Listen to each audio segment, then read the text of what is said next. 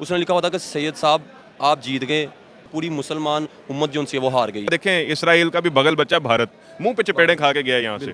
कि जब भी कोई नुकसान हुआ है मुसलमान का, कोई भी शहीद हुआ है, कोई भी मारा गया है, उसमें अपने मुसलमान भाई का ही किरदार होता है, अपने ही भाई जो उनसे गद्दार सुपर पावर हैं, ठीक है। लेकिन ये प्रैक्टिकल जो उनसे है, ये इन्होंने नवाज शरीफ साहब ने किया था। नवाज शरीफ साहब को क्रेडिट जाता है ये कि उन्होंने उस टाइम जो है तजर्बा किया था, इस तरह ही है। हाँ बिल्कुल, देखें ये एक उस टाइम के ऊपर इस प्रोसेस के अंदर जो जो शामिल थे, इनिशिएट किया जुल्फ़िकार अली भुट्टो साहब ने। और आपने देखा है उन्होंने मजबूरी के अंदर अपनी चेक पोस्ट के ऊपर सफ़ेद रंग की अपनी बुनियादें लटकाई हैं, अपने झांगियाँ लटकाए हैं कि ये हमारा अमन का झंडा समझ लें। ये आलम इस्लाम की पहली शहादत नहीं है और ना ही आखिरी शहादत है। देखा किस तरह से पाकिस्तान जो है वो हर जगह के ऊपर एक कहा यह जाता है कि एक वक्त आएगा कि आलम इस्लाम के फैसले पाकिस्तान के फैसलों के अलावा नहीं हो सकेंगे, और ये वो वक्त जो है वो मैं देख रहा हूँ कि बहुत करीब आ चुका हुआ है। ये ईरान के बाद अगली बारी पाकिस्तान की है, लेकिन पाकिस्तान की तरफ से भी जवाब कल है। ये एक बड़ा एक सवाल किया गया था और इसके ऊपर एक बड़ा स्टांस, क्लियर स्टांस जो है वो पाकिस्तान की तरफ से दे दिया गया है। वो देखें, पाकिस्तान डिप्लोमेटिकली अपना किरदार अदा कर रहा है। उसके अंदर पाकिस्तानी स्टेट का भी बयान जो है वो बड़ा वाज़ेह तौर के ऊपर आ गया। पाकिस्तानी स्टेट ने यूएन के अंदर जो है वो बड़े वाज़ेह अल्फाज के अंदर इसको कंडेम किया है। वर्ड जो है वो आप नोट कर लीजिए कहीं पे कि वो वक्त दूर नहीं है कि जिस टाइम के ऊपर ये जो शहादत हुई हैं, इस टाइम के ऊपर ईरान के अंदर जिस तरह का बुज़दिलाना मकाराना हमला किया गया कि जब इसराइल को, अमेरिका को एक करारा जवाब नहीं दिया जाता, एक करारा थप्पड़ इसके चेहरों के ऊपर रसीद नहीं होता, उस टाइम तक ये जंग नहीं रुकेगी। तय के अंदर तमाम के तमाम मुस्लिम ममालिक को एक होना होगा और ईरान का दस्तेबाजू बनना होगा। ये वो वक्त है जिस टाइम के ऊपर तमाम स्टेट्स को बैठकर ये चीज़ जो है वो एक दफ़ा से दोबारा आपस में अहदो पैमा करने होंगे। वो इसराइल है, वो अमेरिका है, ये तमाम से खूनी ताकतें हैं जो कि इस टाइम के ऊपर आलमी इस्लाम के खिलाफ इकट्ठी हुई हैं। अस्सलाम वालेकुम दोस्तों, मैं हूं समीउल्लाह और आप देख रहे हैं रेगुलर पॉइंट। जी दोस्तों, एक नहायत ही अफसोसनाक खबर, आयतुल्लाह ख़ामनाई साहब को शहीद कर दिया गया है। पाकिस्तान को अफ़गानिस्तान की तरफ लगा के लड़ाई और ईरान पे हमला कर दिया। पूरी मुसलमान उम्मत का नुकसान, बहुत बड़ा नुकसान हुआ है कि आयतुल्लाह ख़ामनाई साहब को शहीद कर दिया गया है। देखें, ये जो शहादत हुई है यकीनन एक बहुत बड़ा लॉस है पूरी उम्मत के लिए, पूरी मुस्लिम उम्मा के लिए। लेकिन मैं आपको इसके साथ साथ ये भी बताऊं कि ये आलम इस्लाम की पहली शहादत नहीं है और ना ही आखिरी शहादत है। मुसलमान ये कुर्बानियाँ, जो कि मोमिनीन हैं, वो ये कुर्बानियाँ सदियों से देते आ रहे हैं और आगे वल्लाह आलम कितना वक्त पड़ा है कि हमने ये कुर्बानियाँ देनी है। लेकिन ये बात है, ये बात आप कह लें कि पत्थर के ऊपर लकीर की तरह है कि मुसलमान या मोमिन कभी भी कुर्बानी से दरेग नहीं करता। मोमिन और मुसलमान की डेफिनेशन ही ये है कि वो कुर्बानियों का पैकर होता है, और ये बात पत्थर पे लकीर है कि रहती दुनिया तक, जब तक क़यामत नहीं आनी, मुसलमान इसी तरह से आजमाए जाएंगे। मुसलमानों ने ये कुर्बानियाँ देनी ही देनी है। अच्छा, आप कह रहे हैं ये एक बात तय है, ठीक है। ये बात भी तय है मेरे ख्याल से कि जब भी कोई नुकसान हुआ है मुसलमान का, कोई भी शहीद हुआ है, कोई भी मारा गया है, उसमें अपने मुसलमान भाई का ही किरदार होता है, अपने ही भाई जो उनसे गद्दार निकलते हैं। देखें समी भाई, मैं इस वक्त ऐसी कोई भी बात नहीं करूँगा। उसकी वजह ये है कि ये वक्त जो इस टाइम के ऊपर चल रहा है, ये इत्तेहाद का वक्त है। ये एक दूसरे की तरफ उंगलियां उठाने का वक्त नहीं है। ये एक दूसरे के ऊपर इल्ज़ाम तराशी का वक्त नहीं है। ये एक दूसरे को मोर्ज़ इल्ज़ाम ठहराने का वक्त नहीं है। हमारी जो मुखालफत है, मुस्लिम उम्मा की जो मुखालफत है इस वक्त, मुस्लिम उम्मा के ऊपर जो अटैकिंग पावर्स हैं, वो इसराइल है, वो अमेरिका है। ये तमाम से खूनी ताकतें हैं जो कि इस टाइम के ऊपर आलमी इस्लाम के ख़िलाफ़ इकट्ठी हुई हैं। तो लिहाजा अगर कहीं पर ऐसा कोई फैक्टर है भी, मेरा ख्याल है हमें उसको अपनी बातों में उस तरह से नहीं लाना चाहिए, बल्कि हमें यही चीज़ बावर करवानी चाहिए कि ये अटैक सिर्फ ईरान के ऊपर अटैक नहीं है, ये अटैक पूरी आलम इस्लाम के ऊपर अटैक है। और ये इस अटैक के अंदर तमाम के तमाम मुस्लिम ममालिक को एक होना होगा और ईरान का दस्तेबाजू बनना होगा। ये वो वक्त है जिस टाइम के ऊपर तमाम स्टेट्स को बैठकर ये चीज़ जो है वो एक दफ़ा से दोबारा आपस में अहदो पैमा करने होंगे कि अगर किसी भी एक मुसलमान भाई के ऊपर हमला होता है तो वो दूसरे मुसलमानों के ऊपर तसव्वुर किया जाएगा। तलहा भाई, आप कहाँ देख रहे हैं ये जंग जो उनसी है, ये अब रुकेगी? क्योंकि इतना बड़ा नुकसान हुआ, उनका आर्मी चीफ, उनके सुप्रीम लीडर जो उनसे हैं, जो आयतुल्लाह ख़ामनेई, उनको शहीद कर दिया गया है, ठीक है। ये अब जंग ये रुकेगी? क्योंकि ईरान की तरफ से भी यानी कि वहाँ पर मिसाइल वगैरह छोड़े जा रहे हैं, और बल्कि दुबई, कतर, आप देख रहे हैं तबाही जो उनसी है वो फैलती जा रही है। और उन्होंने जो उनसे अपना जो उनसे वो गैस और वो जो जजीरा था, गैस जहाँ से पेट्रोल वगैरह पूरे यूरोप में जाता था, वो भी बंद कर दिया है। देखें समी भाई, बात ये है कि ये जंग जो है, आप अगर कह रहे हैं कि ये जंग रुकेगी, तो मैं आपको ये बताऊं कि जब तक इन सहूनी ताकतों को, इसराइल को, अमेरिका को एक करारा जवाब नहीं दिया जाता, एक करारा थप्पड़ इसके चेहरों के ऊपर रसीद नहीं होता, उस टाइम तक ये जंग नहीं ये रुकेगी। किसकी तरफ से करारा थप्पड़ आप कह रहे हैं, किसकी तरफ से ये जाएगा? मुस्लिम उम्मा की तरफ से ही थप्पड़ जाएगा।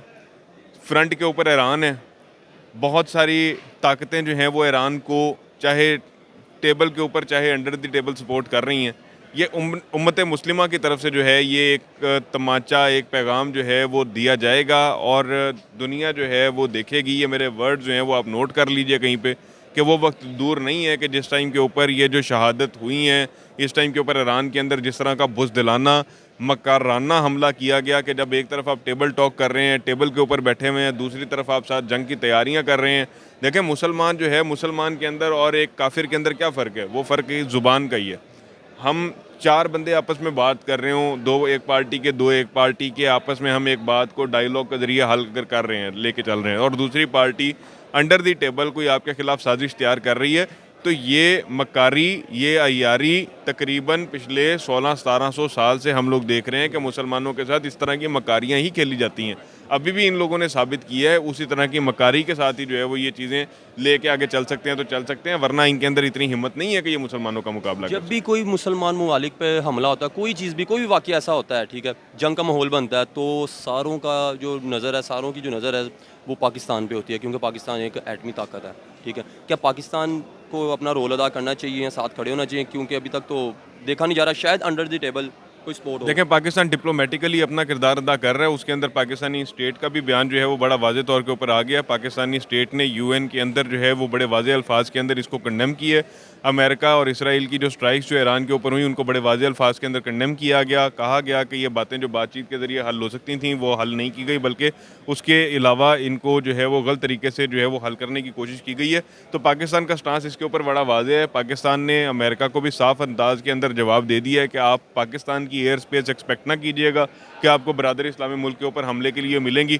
तो इसी वजह से आप ये अगर इसमें कहें तो मैं समझ रहा हूँ कि कहीं ना कहीं डिप्लोमेटिकली मुहाज के ऊपर पाकिस्तान ऑलरेडी ईरान के साथ खड़ा है। सर तलहा भाई, देखने को ये आ रहा, सुनने को ये आ रहा है कि ईरान के बाद अगली बारी पाकिस्तान की है, लेकिन पाकिस्तान की तरफ से भी जवाब कल है। ये एक बड़ा एक सवाल किया गया था और इसके ऊपर एक बड़ा स्टांस, क्लियर स्टांस जो है वो पाकिस्तान की तरफ से दे दिया गया है। वो क्लियर स्टांस क्या है? वो स्टेट का जवाब यही है कि पाकिस्तान एक एटमी ताकत है और एटमी ताकत की तरफ किसी भी मैली आँख अगर कोई भी उठती है तो वो आंखें जो हैं वो निकाल दी जाएंगी, वो आंखें जो हैं वो खींच दी जाएंगी अपनी जगह से। और बहुत बड़ी बेवकूफ़ी होगी दुनिया के ये जो बड़े चौधरी बने फिर रहे हैं, ये अगर अपने आप को ये समझ रहे हैं कि जनाब ये पाकिस्तान के ऊपर अटैक करेंगे, ये समझ रहे हैं कि अगर जनाब पाकिस्तान इनकी धमकियों से, इनकी गेदड़ भुबकियों से जो है वो इस तरह से डर जाएगा, तो ये पाकिस्तान का खुला चैलेंज है कि आएँ और आके आजमा लें।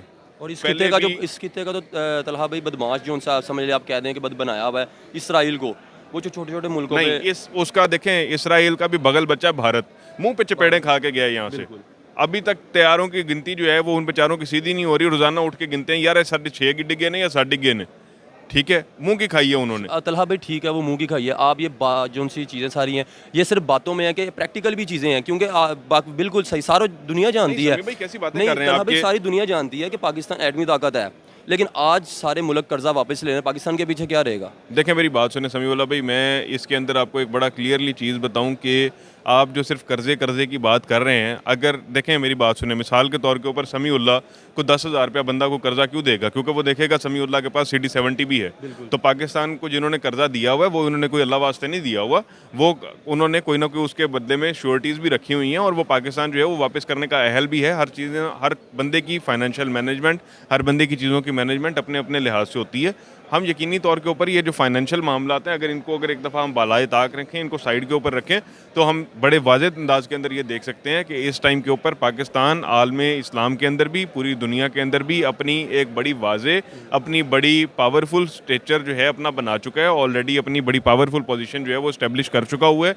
चाहे डिप्लोमेटिक महाज हो, चाहे वो वॉर जोन हो, पाकिस्तान ने हर जगह के ऊपर अपने आप को प्रूव किया है। डिप्लोमेटिकली आपने देखा किस तरह से पाकिस्तान जो है वो हर जगह के ऊपर, एक कहा यह जाता है कि एक वक्त आएगा कि आलमे इस्लाम के फैसले पाकिस्तान के फैसलों के अलावा नहीं हो सकेंगे, और ये वो वक्त जो है वो मैं देख रहा हूँ कि बहुत करीब आ चुका हुआ है। क्यों? क्योंकि ये वॉर जोन के अंदर भी अगर आपने देखा कि किस तरह से पाकिस्तान ने अपने से कई गुना बड़े मुल्क को, जो कि जिसको जोम ही बहुत है कि जनाब हम बहुत बड़ा मुल्क हैं, हमारे पास जनाब इतने फौजी हैं, पाकिस्तान के पास इतने फौजी हैं, जिनको अपने जोरे बाजू के ऊपर मान ही बड़ा था, उन्होंने चपेड़े खा के देखी हैं। अभी उनके तैयारे भी गिरे हैं, उनके अंदर घुस के फटे हैं हम।